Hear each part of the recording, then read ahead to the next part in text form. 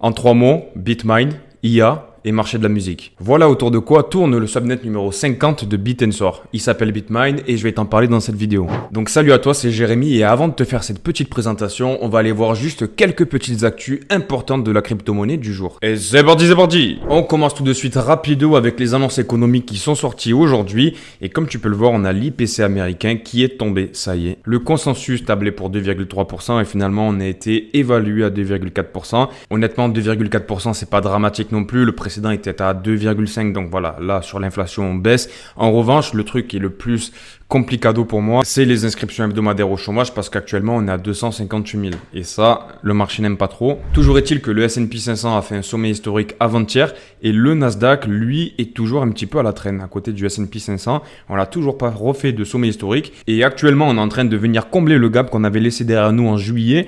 Donc est-ce qu'on n'irait pas faire un nouveau sommet historique? J'ai envie de te dire, juste avant les élections, ça serait pas mal. Je te rappelle que les élections sont le 4 novembre 2024, donc dans moins d'un mois, ça arrive à grands pas gros, donc on va se tenir au courant. Concernant le Bitcoin, on a 60 700 $ au moment où je te parle. On est toujours dans notre bon vieux range qui nous casse les pieds depuis plusieurs mois. Habituellement, le Bitcoin et le Nasdaq sont vraiment très corrélés. Du moins, c'est le Bitcoin qui l'est vis-à-vis du Nasdaq. Donc, est-ce que c'est le Nasdaq qui a raison? Est-ce que c'est le Bitcoin qui a raison? Je pense honnêtement que c'est le Nasdaq qui a raison. Et c'est plutôt au Bitcoin de se corréler. Donc, on va suivre ça de près. Dans tous les cas, on a toujours des zones qui sont intéressantes à venir chercher pour le Bitcoin, ça ne change pas. On garde toujours nos cibles des 64 000 et si on n'y va pas, ben voilà, ça sera que partie remise. Donc dans tous les cas, ce qu'il faut garder à l'esprit, c'est que le S&P 500 a fait un nouveau sommet historique. Le Nasdaq doit en faire un. Donc avant qu'on parte en récession, les mecs, je pense que le Nasdaq a un petit trajet à faire vers le nord. Le Bitcoin, pareil, gros, il y a des zones de stop à récupérer en pagaille. Donc voilà, dans tous les cas, dans la crypto-monnaie, on reste bullish pour la fin 2024 et le début d'année 2025. On va suivre ça de près, mon pote.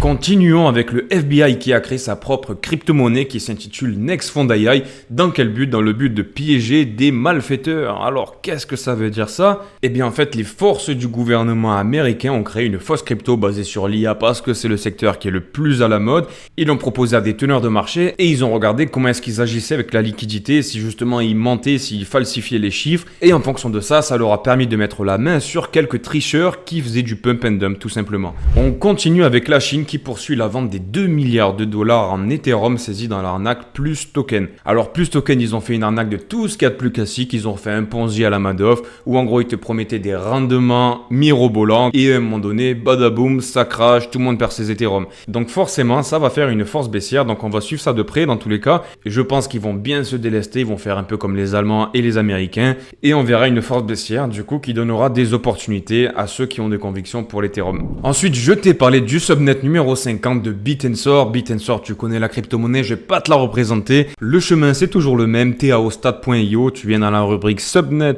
tu vas au numéro 50 et vamos pour BitAudio.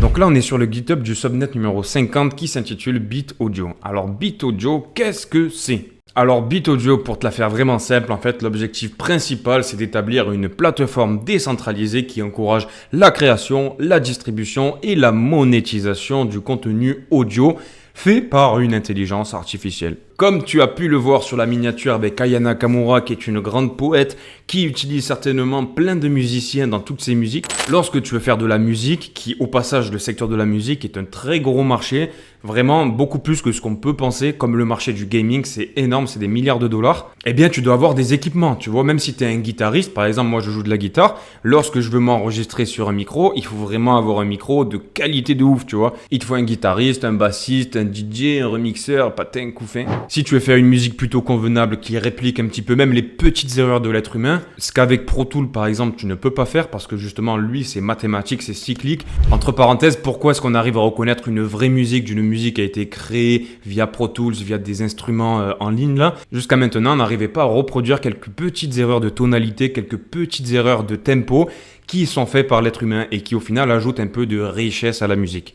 Bref, je ferme la parenthèse. Tout ça pour dire que pour des chanteurs, pour des musiciens, pour des mecs qui veulent être accompagnés par des bassistes ou que sais-je, ben ça peut être intéressant et ça apporte justement des solutions parce que grâce à cette intelligence artificielle, tu vas pouvoir créer des petites musiques et avec des résultats qui s'inspirent de la réalité. Et du coup, c'est là que tu as toute la différence de Beat Audio parce que l'intelligence artificielle va aller se nourrir de la data existante qui a été réalisée par de vrais musiciens, par de vrais artistes. Ici, l'objectif de cette IA, c'est de se rapprocher de la réalité en utilisant un peu la touche humaine, si tu veux. Bon, alors les générateurs de texte ou musique, ça existe déjà, d'accord, qu'on se le dise, mais ce qui est intéressant ici, c'est qu'en fait, l'économie de Beat'Nsor est basée sur la méritocratie. Et donc, ça veut dire que les mineurs, leur travail sera de te générer la meilleure musique qui soit le plus proche de ce que tu vas lui demander.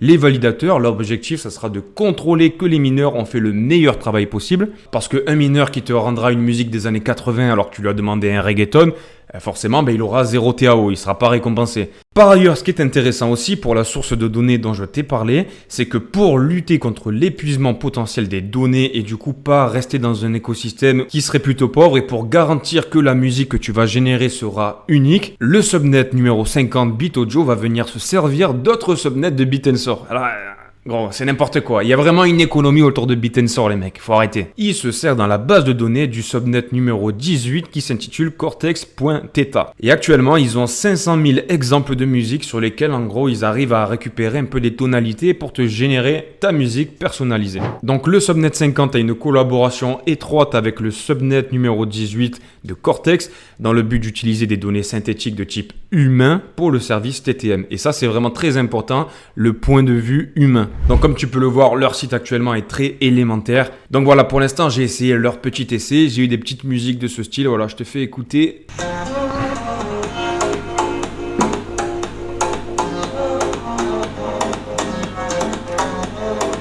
Donc pour l'instant, on peut faire que des petits extraits de 15 secondes, mais les gars, c'est quand même incroyable, hein. Là, c'est sur Beat'Nsor, lorsque tu vas mettre tes TAO en stacking, ça permet de faire des musiques, de générer des musiques, entre autres. Et d'ailleurs, au passage, si tu vas sur le Twitter de Beat Audio, tu pourras voir qu'il y a plein de personnes qui partagent leur musique qu'ils ont réussi à générer grâce à cette IA. Il y a des trucs vraiment plutôt cool, honnêtement.